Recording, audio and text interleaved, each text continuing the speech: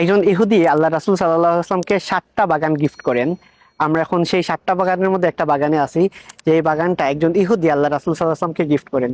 তাহলে কি ছিল সেই ঘটনা, যে ঘটনাতে একজন ইহুদি হওয়া সত্ত্বেও তিনি আল্লাহ রাসূল সাল্লাল্লাহু আলাইহি ওয়াসাল্লামকে 7টা বাগান গিফট করেন? উহুদ যুদ্ধের আগে রাসূলুল্লাহ সাল্লাল্লাহু আলাইহি ওয়াসাল্লাম যখন যুদ্ধে যান, এর আগে আমরা যদি দেখি যে মদিনা সনদে এরকম কথা বলা হয় যে যদি মদিনা আক্রান্ত হয়, তাহলে আক্রমণ শিকার হয়, তাহলে ইহুদিরা হেল্প করবে, সবাই হেল্প করবে। তো এই যে ইহুদি ছিলেন একজন, উনি যখন দেখলেন মদিনার শত্রুরা মদিনাকে আক্রমণ করতেছে, তখন তিনি ওনার গোত্রের কাছে যান, ইহুদিদের কাছে যান, গিয়ে বলেন যে মদিনা তো আক্রমণ হচ্ছে, তোমরা কি যুদ্ধে যাবা না? তখন তারা বললো, না আজকে তো শনিবার, আজকে স্যাটারডে, আজকে আমরা যুদ্ধে যাবো না। কারণ ইহুদিদের রীতি অনুযায়ী তারা শনিবারে কোনো যুদ্ধ বিগ্রহ কিছুতে অংশগ্রহণ করতো না। তো এর ফলে উনি বললেন যে না, কিসের শনিবার আর কিসের কি, এখন তোমাদের শহর আক্রান্ত, কারণ তোমাদের শত্রুরা কি শনিবার আর রবিবার এটা জানে? তোমরা কি হেল্প করতে যাবে না? তখন তারা বলে যে না, আমরা তো যাব না। তখন উনি একাই চলে গেলেন উহুদের ময়দানে আল্লাহ রাসূল সাল্লাল্লাহু আলাইহি ওয়াসাল্লামের সাথে যুদ্ধ করতে। তার নাম ছিল মুখাইরিক। তো তার 7টা বাগান ছিল, 7টা বাগানের ডিফারেন্ট 7টা নেম ছিল।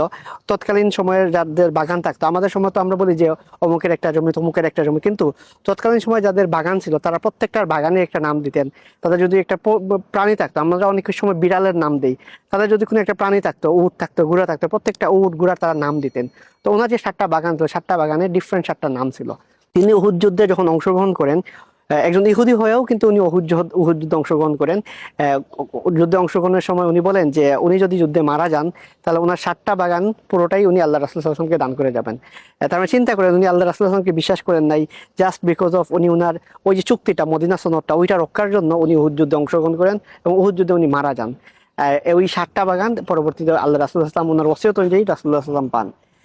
রাসূলুল্লাহ সাল্লাল্লাহু আলাইহি ওয়াসাল্লাম ওনার সম্পর্কে মন্তব্য করেন যে ইহুদিদের মধ্যে যারা সর্বোত্তম ছিল তার মধ্যে উনি একজন, যার নাম ছিল মুখাইরিক। আমরা আল্লাহ রাসূল সাল্লাল্লাহু আলাইহি ওয়াসাল্লামের একজন দাসীর নাম জানি, যার নাম ছিল মারিয়া কিপ্তি। তো মারিয়া কিপ্তি উনি কিন্তু আল্লাহ রাসূল সাল্লাল্লাহু আলাইহি ওয়াসাল্লামের যেখানে বসবাস করতেন, যেই মসজিদ নববী, ওইখান থেকে বেশ দূরে থাকতেন। সেই দূরেটা কোথায় ছিল? সেই দূরেটা উনি যেই জায়গায় থাকতেন সেটা ছিল এই যে মুখাইরিক, তার একটা বাগানে, এইরকম একটা অঞ্চলে উনি থাকতেন। অর্থাৎ 6টা বাগানে উনি, এরকম খেজুর বাগান ছিল, আর এরকম আরেকটা বাগান ছিল যেটা খুবই স্পেশাল। ওই বাগানটাতে মারিয়া কিপ্তি, যার গর্ভে আল্লাহ রাসূলুল্লাহ সাল্লাল্লাহু আলাইহি ওয়াসাল্লামের একজন সন্তান ইব্রাহিম যিনি জন্মগ্রহণ করেন, সেই মারিয়া কিপ্তি থাকতেন গিয়ে এই মুখাইরিক ওনার একটা বাগানে। উনি এখানে বসবাস করতেন। তো এখানে আমরা এই বাগানটা যখন ঘুরতে আসলাম, তখন দেখলাম বাগানের আশেপাশে কিন্তু অনেক বাড়ি আছে।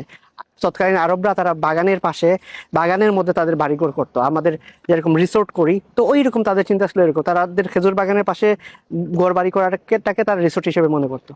তো এই ছিল মোটামুটি সেই ইহুদির কাহিনী, যে ইহুদি আল্লাহ রাসূল সাল্লাল্লাহু আলাইহি ওয়াসাল্লামকে 7টা বাগান গিফট করেন উহুদ যুদ্ধের আগে, এবং একমাত্র ইহুদি যিনি উহুদ যুদ্ধে অংশগ্রহণ করেন, অর্থাৎ মুসলিম না হওয়া সত্ত্বেও যিনি উহুদ যুদ্ধে অংশগ্রহণ করেন, এবং যিনি আল্লাহ রাসূল সাল্লাল্লাহু আলাইহি ওয়াসাল্লামকে 7টা বাগান গিফট করেন, এবং 7টা বাগানের মধ্যে একটা বাগানে রাসূলুল্লাহ সাল্লাল্লাহু আলাইহি ওয়াসাল্লামের দাসী মারিয়া কিপ্তি উনি বসবাস করতেন।